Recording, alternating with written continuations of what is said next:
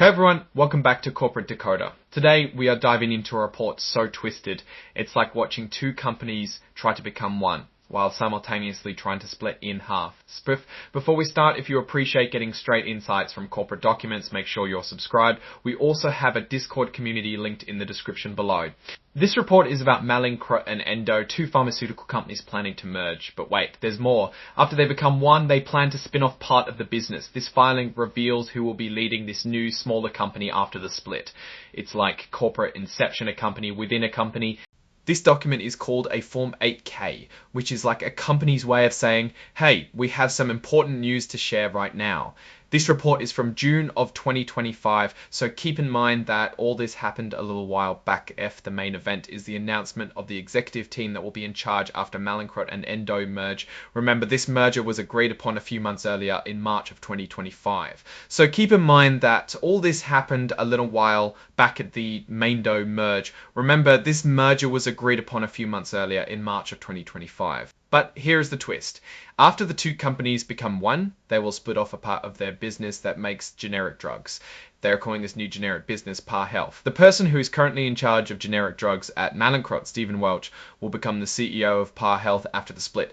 This is a big deal because it means that even as the companies are coming together, they are already planning to break apart again.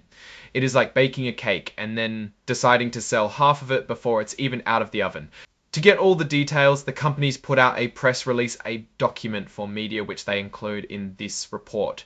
It's meant to give a clear public explanation of what's happening. This report talks about risks related to the combination of Mallinckrodt and Endo. It means problems that could happen during or after they merge. One of those risks is that integrating, that is, bringing together their businesses, might cost more than they expect. This could make the combined company less efficient than planned. Another risk they mention is related to separating the generic drug businesses of both companies plus Endo's injectable drugs business. There's a risk that the good things they expect from this merger, such as growing their profits, might not happen as fully or as quickly as they hope, or might not happen at all. The report mentions that Mallinckrodt and Endo need their shareholders to agree to the merger. If the shareholders say no, the deal can't happen. Also, there is no guarantee when the deal will happen. It depends on things going right and getting approvals. The deal might not close because all the needed conditions are not met, such as getting permission from government regulators. Or maybe the deal won't happen on the terms they agreed to, including the tax benefits they expect set. The deal could be called off, meaning that one company might say it doesn't want to merge anymore. There might be issues with making the deal happen and unexpected costs. The effect on their business relationships and operations is something they are worried about. That is how this deal can affect their day-to-day activity. They are worried that there may be limits on what Mallinckrodt and Endo can do while waiting for the merger to finish.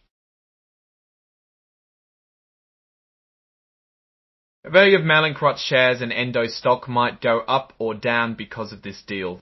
There is also a possibility that the merger might mess up their current plans and operations. This could cause problems in hiring, keeping, and encouraging employees. In addition, taking on more debt to pay for the merger could be risky, and there will be significant costs for this deal. People might sue Mallinckrodt, Endo, or their leaders over the deal. This could cost money and time. Ratings agencies, companies that give letter grades for credit might change their ratings of Mallinckrodt and Endo. This can affect their ability to borrow money. Also, there are risks related to how they will pay for the deal. It talks about many other challenges for Mallinckrodt.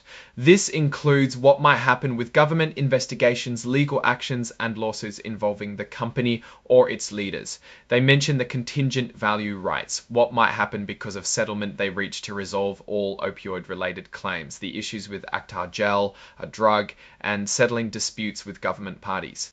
The report is worried about keeping good relationships with suppliers, customers, employees, and other important parties after the bankruptcy.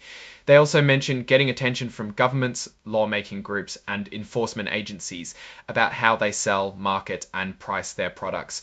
They are worried that drug prices might go down because of laws or changes in how insurance companies pay. They mention following the rules for Medicare and Medicaid. These are government programs and other purchasing programs. The company talks about trying to control costs by its customers and other groups. They worry about not following the laws and rules and about bad side effects from their drugs. They want to successfully create and sell new products or find new uses for the ones they already have, like Actar Gel. They also talk about finding new products or product ideas, handling price changes, protecting their legal rights to their inventions, and dealing with limited information from clinical trials for Actar Gel. And in Actar, they also talk about finding new products or product ideas, handling price changes, protecting their legal rights to their inventions, and dealing with limited information from clinical trials for Actar Gel. Other challenges include handling issues with drug safety and the environment, business plans, and keeping important employees. They also mention the need to protect their technology, manage customer concentration, make sure they get enough quotas, that is, amount they can procure from the US Drug Enforcement Administration. They are worried about manufacturing their products, depending on other companies for suppliers, and dealing with problems in the supply chain.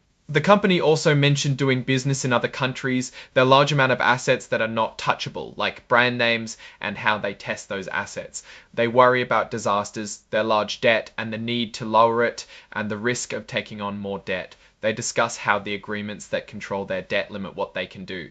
They mention how they are treated for tax purposes by the government, potential tax law changes, and issues with tax authorities. They also discuss the effect of laws in Ireland and what could happen to shareholders if the company stops reporting in the US. Endo also faces its own set of business risks. One is changes in the marketplace which could impact competition.